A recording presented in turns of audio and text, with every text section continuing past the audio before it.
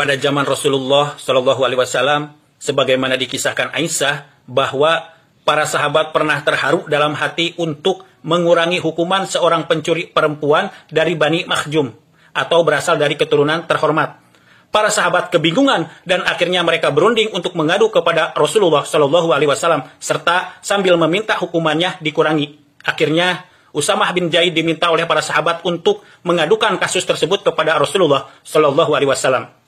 Setelah Rasulullah Shallallahu Alaihi Wasallam mendengar perihal tersebut, Rasulullah Shallallahu Alaihi Wasallam marah dan mengatakan di hadapan orang banyak, yang artinya kurang lebih seperti ini: wahai manusia, sesungguhnya yang membinasakan orang-orang sebelum kalian adalah apabila seorang bangsawan mencuri, mereka biarkan. Tetapi bila ada orang lemah dan miskin mencuri, mereka tegakkan hukuman kepadanya. Demi Allah, andaikan Fatimah putri Muhammad mencuri, niscaya aku potong tangannya. Hadis riwayat Ibnu Majah.